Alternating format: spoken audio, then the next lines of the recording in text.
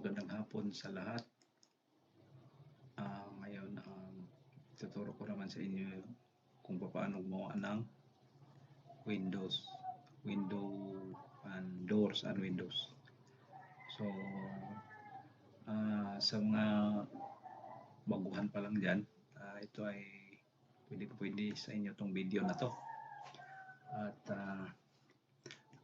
Or ngayon lang kayo naka-experience or nakakita ng technique na to. Una siguro sa ating pagdodrawing ng bahay, no? Ng bahay usually. So, gagawa muna tayo ng windows. Pwede rin na gagawa tayo ng windows. Halimbawa, gagawa tayo ng windows 600, 50. Yan yung windows natin. Ngayon,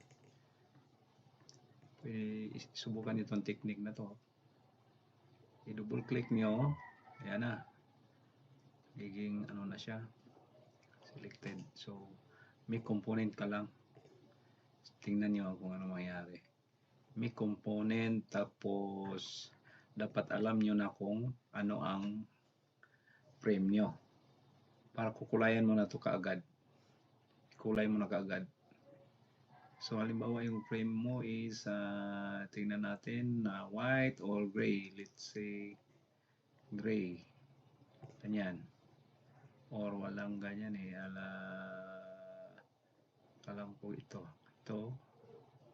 Brown, your dark brown.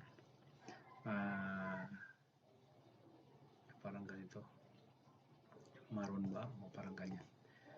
Oh. Yan yung frame ng ano mo. Ng window. So, since naka-component ito, pwede mo itong kopyahin diretso. Mamaya ka na gagawin pala natin isa sliding window, no? Tapos i-move ko ito ng 50 mm. Ayan, no? Tingnan nyo ha. Since naka-component yan, i-edit ko to. Ito. Susunod yan. Kasi naka-component siya. Ayan. Ayan. So, yung height ng window natin usually is 1,200. Ayan. 1,200. Pwede naman dito kayo mag-edit. Pasok lang kayo kasi naka-component, no? So, gagawa tayo ng frame. So, mag-offset tayo dito ng 50. Parehas na yan dito sa kabila. Bubutasan natin, i-pull natin ito. Ayan o. Ayan o. Susunod na ito siya. Ewan ko kung na-experience nyo na itong technique na to. Try nyo lang. Gawa tayo ng glass. Ito lang yung in-edit ko. No? Ito lang yung in-edit ko. Since naka-component, sasabay na ito. Tingnan mo ha. Ito lang ang ginawa ko. Click natin ang midpoint dito. Midpoint. Yan o. Yan. Yan o. Dito lang ako nag-edit. Susunod na siya. So, lagyan natin ng glass. Glass. Color. Ang color gusto nyo na yan ba? Ganyan. Or ganito ba? Pili lang kayo dyan. Or ito. Ayan o. Susunod na siya. Or ito pang blue. Ayan. Yan. Mas maganda yan. Ito mas maganda sa akin. Ano sa mata. Ayan. Yan o. Yan na yung sliding window mo.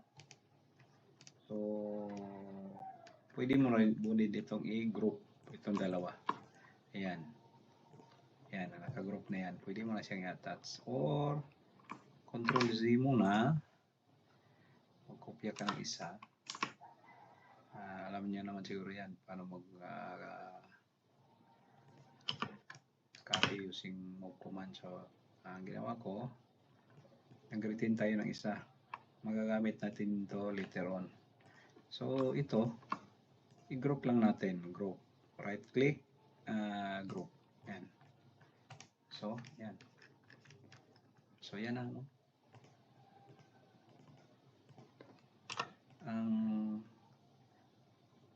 kainaman dito kung gumawa na kayo ng mga ano nyo, doors and windows, magawa kayo ng maraming design, maraming doors and windows. Pag gumawa na kayo ng bahay, mag-insert na lang kayo lagi. So mas madali, no? Gawa kayong ganyan, no? May ginawa kasi ako ditong dati, nawala na kasi lowest version tong ginamit ko ngayon. Hindi ako makahanap ng installer na latest. So, yan, no? Pag mayroon na kayo niyan, pwede rin kayong gumawa ng door, no?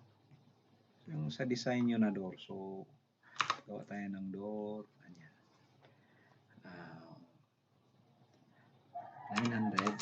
Tama. 50 pa rin. Yes. Since door lang naman to, pwede na rin group.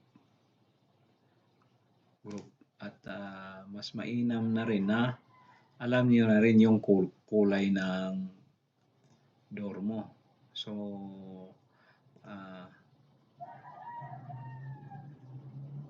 dapat alam niyo na kung sa akin ito ang gagamitin ko. So, wood or yan, magandang. So, pwede mo nang push and pull to.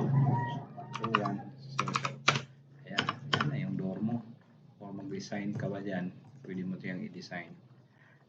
Why? Bakit kailangan natin kukulayan ka agad o i-determine na natin yung mga kulay? Halimbawa, ganito kasi kung may ganyan, kung may gumawa kayo ng door, ganyan, or certain object, door or windows, pag pull mo na yan, saka ka magkulay, ang gawin mo, di ba, kulay mo yan lahat, ganyan. Iisa-isahin mo. Tingnan natin to. Kung i-group natin, pwede ba? Tapos i-pull natin, pull. Ito example lang pwede yan pala. Okay. Dapat naka-group or naka-component muna yung object nyo bago kayo mag-kulay. Bago kayo mag-kulay, i-component nyo or i-group. So, yan na. Kung may design na kayo, iba-ibang design na ng door saka window, kasi ito lang yung pinaka-common gumawa ng bahay. Diba? Ito yung pinaka-common lagi. So, minsan mahirapan tayo sa kung ano ang ilalagay natin na doors and windows. So, design. So, gawa lang kayo ng design nyo. Design, sige. Damihan nyo yan. Walang problema. Ganyan lang. Damihan nyo kung ano man yan. May mga offset ba yan? Or mga ganyan. Diba? Ganyan.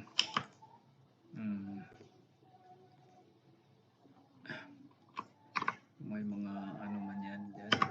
Mga design, sige, ganun lang. Sige, gawa lang kayo ng design, yan.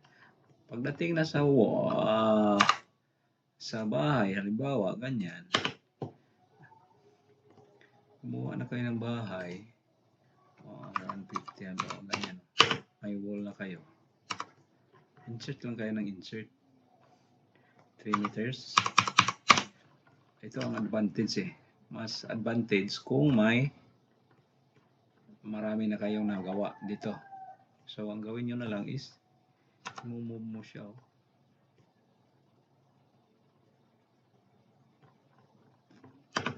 Or kung ako nito, lagyan ko ng line dito.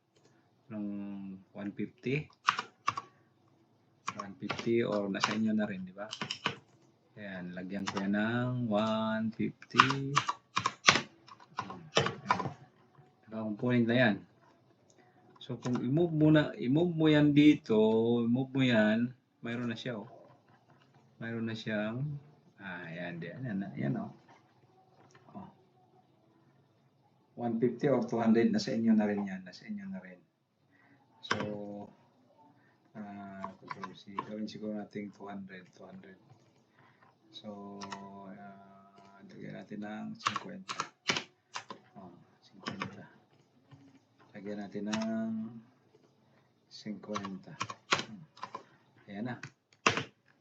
So, pag insert nyo yan, since naka-component, diretso na yan, no? Kung saan man saan nyo yan ilagay. No? Ito ay sa technique ko lang to. Kayo rin makakabuo rin kayo ng mga iba-ibang technique. Ngayon, halimbawa, naka-component man to, o naka-group. Yan, naka-group yan. Diba, naka-group tong wall mo.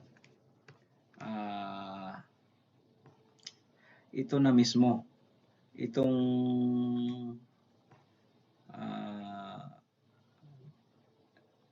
door na to, yun na mismo ang gagamitin mo guide mo, no? Nakakatulong ito, malaking tulong ito. 'Di ba halimbawa ganyan, no? Wala 'yan, 'di ba? Yung iba ginagawa nilang ganyan, no? Matagal. Yan.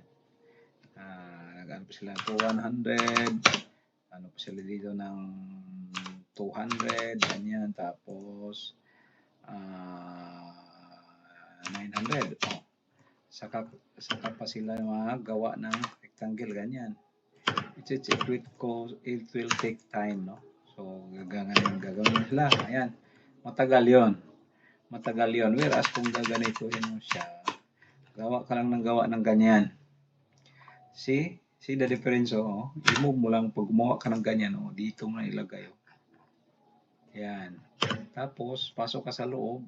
Iyan na yung gagamitin mo na. Ito na. Para mabutas siya. Tapos, see? Pwede mo nang i-push-pull yan. Huwag kayong malito, Huwag kayong malito. Ano yun, sundan nyo lang ako. Ayan, butas yan, sigurado. Butas, Ayan, butas. So, ayan. So, iwanan na natin yung kalumaan na diskarte. So, ganyan. So, ito ay sa pamamaraan ko lang, no? So, itong door mo, huwag mo nang lagyan siguro ng yung ganyan. Pwede rin.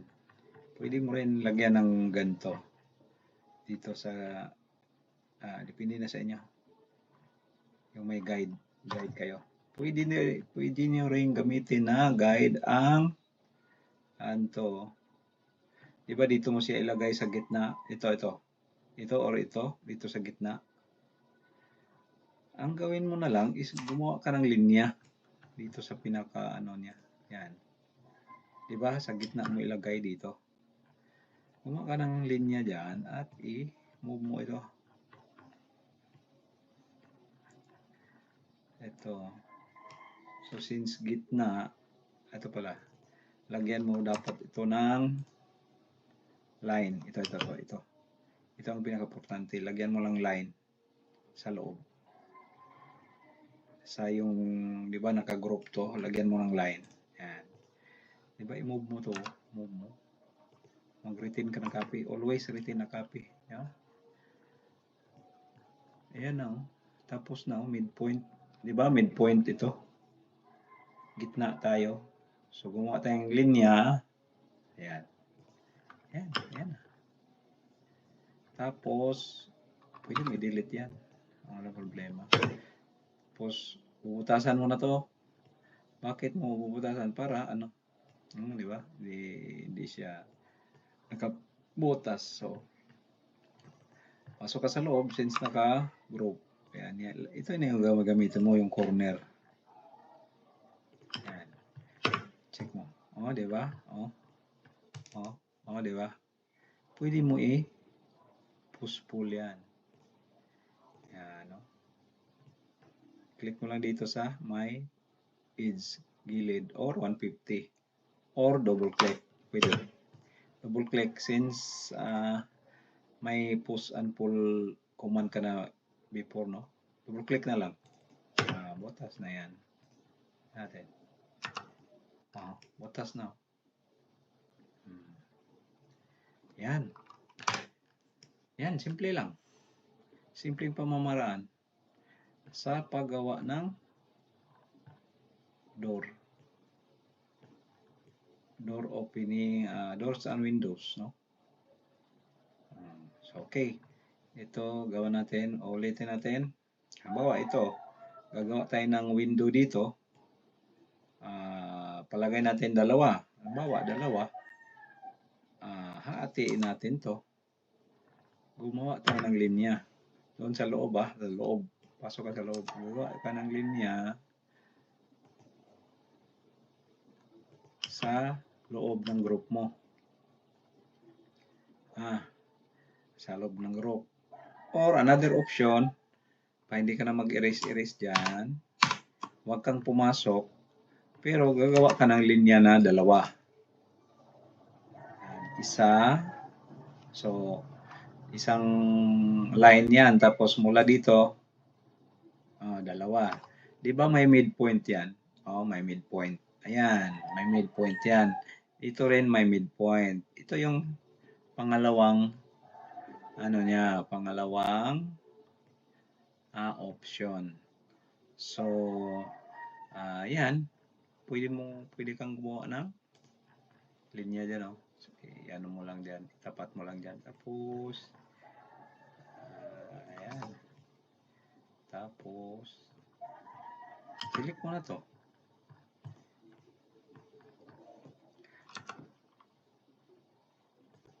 Move copy ka, di ba?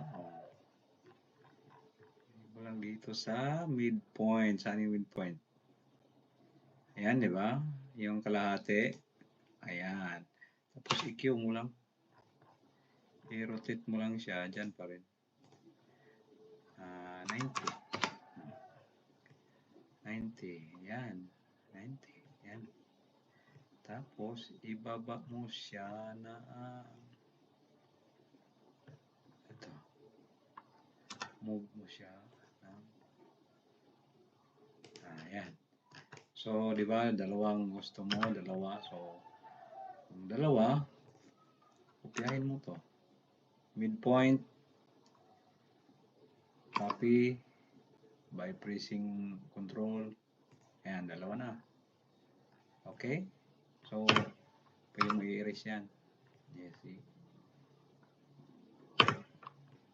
Okay, since puputasan na natin, pasok ka sa loob. Gawa ka ng rectangle by using this border. Yung sa window mo. Pwede mo na diretsuin. Kasi nakakuman ka pa ng rectangle. Ang pinaka dito, secret is sabay-sabay mong kumbaga sabay-sabay mong gawin ba. Halimbawa, nag-rectangle ka dito.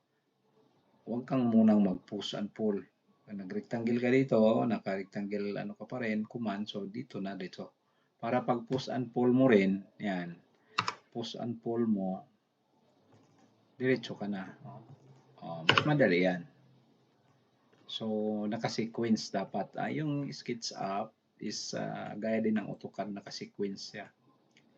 Madali lang, ayan. Naka-sequence dapat ang pagdo-drawing. Yan. Simple lang. Ayan. Dito sa likod naman, bubutasan natin. Diba, ganito yung mo. Ganito yung design mo. Move natin yan. By copy. Move copy. Yes. Move mo dito, di ba? May na tayo, may reference tayo Kaya, yan ang kainaman pag may reference tayo. So, yan. Pasok ka sa group. Gawa ka ng rectangle. Sorry. Mali ang pick. Dapat ito yung i-click nyo, wag to. Kasi nasa surface ba. Dito ka mag-click. Dito, yan. I-pick mo yan. Yung sa wall mismo, sa wall. Ayan, dito. Click mo dito. Ayan. So, kahit hindi mo nakita, at alam ko, mabubutas yan. Kahit hindi natin nakikita, no? Tingnan natin. Ayan, no? Butas, oh. Kahit hindi natin nakikita. No? Ayan. So, yan na. Butas na. So, ang gawin na lang natin diyan, may mga move inside, move outside ang mga gagawin natin dito. So, gawin natin 100. Sorry. Di ba, i-move mo yan, 50 plus another 50. Yan yung door mo. Ganyan yung door, di ba? Ayan. Yan. Ito, i-move mo rin to. Bakit? Yan siya. Layo sa loob. Move mo ito ng 100 din. Depende na rin yan sa kapal ng wall. Ayan na. Yan na. Parehas yan, likod. Ayan. Move 50. Yan. So, simple lang. Sequence lang talaga pag gumawa ng drawing. Sequence lang. Kung alam niya na yung sequence, madali na lang sa inyo. So, gusto ko lang i-review sa paggawa ng ganito, no, bahay. So, mas mainam na mayroon na kayong design na gagamitin. Sa doors, windows, kung anong windows, anong kulay gusto nyo. Bakit sa kulay? Bakit? Alamin nyo na kung anong kulay gusto nyo para hindi na kayo mamaya na naman uulitin nyo na naman yan. Halimbawa ganyan, wala pangit or ganyan. Pero okay rin naman, pero para sa akin ito ganyan. Pag andito na kayo, andiyan na kayo, mas matagal ba? Sa bagay, nasa inyo na rin yon. Pero para sa akin, iano ko na yung kulay habang dito pa lang ako. So, yun. Sana may nakuha kayo sa video na to at ito ay isang halimbawa lamang sa another technique paano gumawa ng doors and windows without opening ba, kasi double work yun. Ang nangyari dyan pag gumawa ka pa ng opening is double work. So ang ginawa natin directly. So alam ko makakatipid sa oras nyo, sigurado. Hanggang sa susunod ng video ko at sana isi-share nyo itong video para makatulong din sa iba. So God bless sa lahat.